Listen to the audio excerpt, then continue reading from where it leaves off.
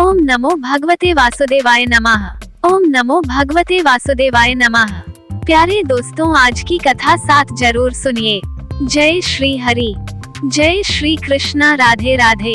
नमस्कार दोस्तों, बातें ज्ञान की YouTube चैनल में आपका स्वागत है। इस चैनल के द्वारा भक्ति, ईश्वर कथा, पौराणिक कथाएं, प्रेरक कहानियां और ज्ञानवर्धक कहानियों का विशेष संकलन आपको मिलेगा और आप ऐसे ही ज्ञानवर्धक वीडियो देख पाएंगे। कृपया चैनल को सब्सक्राइब करें, वीडियो को शेयर करें और अपना बहुमूल्य साथ बनाए रखें। धन्यवाद दोस्तों। नारद जी ने कहा, हे राजन, कार्तिक मास में व्रत करने वालों के नियमों को मैं संक्षेप में बतलाता हूँ, उसे आप सुनिए। व्रती को सब प्रकार के आमिष, मांस, उड़द, राई, खटाई तथा नशीली वस्तुओं का त्याग कर देना चाहिए। व्रती को दूसरे का अन्न ग्रहण नहीं करना चाहिए, किसी से द्वेष नहीं करना चाहिए और तीर्थ के अतिरिक्त अन्य कोई यात्रा नहीं करनी चाहिए। देवता, वेद, ब्राह्मण, गाय, व्रती, नारी, राजा तथा गुरुजनों की निंदा भी नहीं करनी चाहिए। व्रती को दाल, तिल, पकवान व दान किया हुआ भोजन ग्रहण नहीं करना चाहिए। किसी की चुगली या निंदा भी नहीं करनी चाहिए। किसी भी जीव का मांस नहीं छूना चाहिए। पान, कत्था, चूना, नींबू, मसूर, बासी तथा झूठे अन्न का भी प्रयोग नहीं करना चाहिए। गाय, बकरी तथा भैंस के अतिरिक्त अन्य किसी पशु का दूध नहीं पीना चाहिए। कांस्य के पात्र में रखा हुआ पंचगव्य, बहुत छोटे घड़े का पानी तथा केवल अपने लिए ही पका हुआ अन्न प्रयोग करना चाहिए। कार्तिक माह का व्रत करने वाले मनुष्य को सदैव ब्रह्मचर्य का पालन करना चाहिए। उसे धरती पर सोना चाहिए और दिन के चौथे पहर में केवल एक बार पत्तल में भोजन करना चाहिए। व्रती कार्तिक माह में केवल नरक चतुर्दशी, जिसे छोटी दिवाली भी कहा जाता है, के दिन ही शरीर में तेल लगा सकता है। कार्तिक माह में व्रत करने वाले मनुष्य को सिंघाड़ा, प्याज, मठा, गाजर, मूली, काशी फल, लौकी, तरबूज इन वस्तुओं का प्रयोग बिल्कुल नहीं करना चाहिए। रजस्वला, चांडाल, पापी, मलेच्छ, पतित, व्रतहीन, ब्राह्मण द्रोही और नास्तिकों से बातचीत नहीं करनी चाहिए। भगवान विष्णु को प्रसन्न करने के लिए अपनी शक्ति के अनुसार चांद्रायन आदि का व्रत करना चाहिए और उपर्युक्त नियमों का पालन करना चाहिए।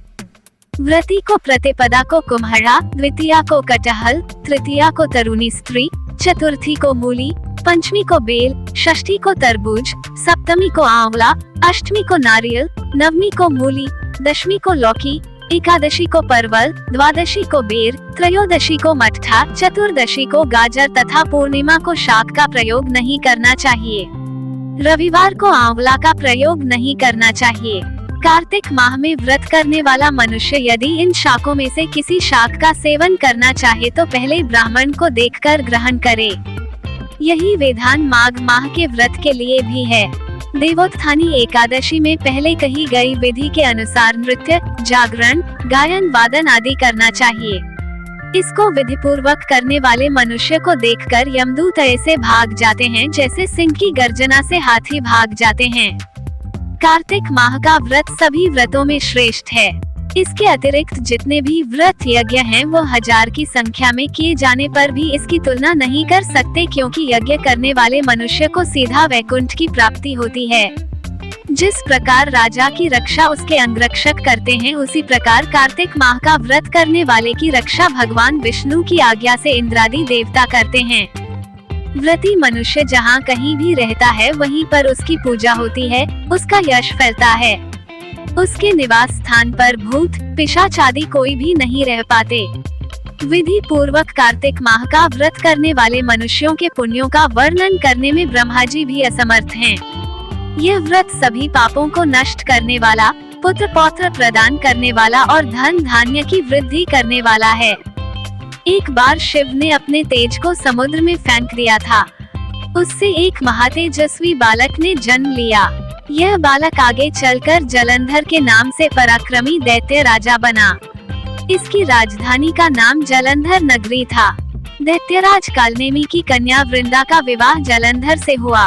जलंधर महाराक्षस था। अपनी सत्ता के मद में चूर उसने माता लक्ष्मी को पाने की कामना से युद्ध किया, परंतु समुद्र से ही उत्पन्न होने के कारण माता लक्ष्मी ने उसे अपने भाई के रूप में स्वीकार किया।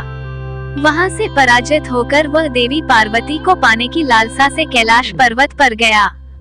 भगवान देवाधिदेव शिव का ही रूप धरकर माता पार्वती के समीप गया, परंतु मां ने अपने योग बल से उसे तुरंत पहचान लिया तथा वहां से अंतर्ध्यान हो गईं।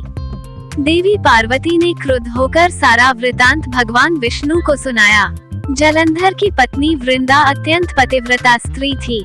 उसी के पतिव्रत धर्म की शक्ति से जलंधर न तो मारा जाता था और न ही पराजित होता था। इसलिए जलंधर का नाश करने के लिए वृंदा के पतिव्रत धर्म को भंग करना बहुत आवश्यक था। इसी कारण भगवान विष्णु ऋषि का वेश धारण कर वन में जा पहुँचे, जहाँ वृंदा अकेली भ्रमण कर रही थी। भगवान के साथ 2 मायावी राक्षस भी थे, जिन्हें देखकर वृंदा भयभीत हो गईं। ऋषि ने वृंदा के सामने पल में दोनों को भस्म कर दिया। उनकी शक्ति देखकर वृंदा ने कैलाश पर्वत पर महादेव के साथ युद्ध कर रहे अपने पति जलंधर के बारे में पूछा। ऋषि ने अपने माया जाल से 2 वानर प्रकट किए।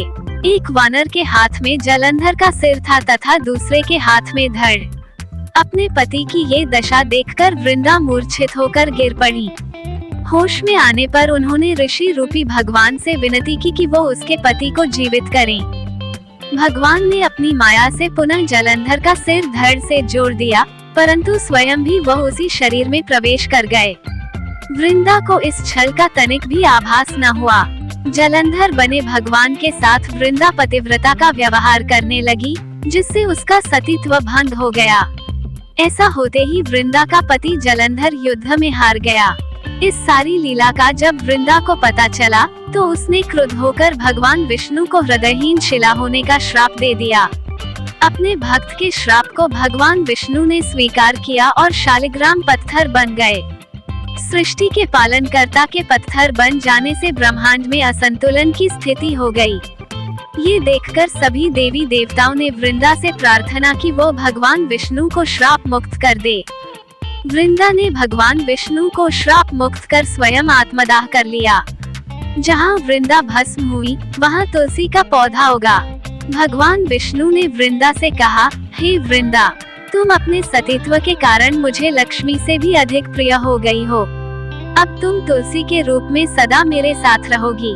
तब से हर साल कार्तिक महीने के देव उठावनी एकादशी का दिन तुलसी विवाह के रूप में मनाया जाता है। जो मनुष्य भी मेरे शालिग्राम रूप के साथ तुलसी का विवाह करेगा, उसे इस लोक और परलोक में विपुल यश प्राप्त होगा। उसी दैत्य जलंधर की यह भूमि जलंधर नाम से विख्यात है। सती वृंदा का मंदिर मोहल्ला कोट किशनचंद में स्थित है। कहते हैं कि इस स्थान पर एक प्राचीन गुफा भी थी, जो सीधी हरिद्वार तक जाती थी। सच्चे मन से 40 दिन तक सती वृंदा देवी के मंदिर में पूजा करने से सभी मनोरथ पूर्ण होते हैं। जिस घर में तुलसी होती है, वहाँ यम के दूत भी असमय नहीं जा सकते। मृत्यु के समय जिसके प्राण मंजरी रहित तुलसी और गंगा जल मुख में रखकर निकल जाते हैं, वो पापों से मुक्त होकर वैकुंठ धाम को प्राप्त होता है। जो मनुष्य तुलसी व आंवलों की छाया में अपने पितरों का श्राद्ध करता है, उसके पितर मोक्ष को प्राप्त हो जाते हैं।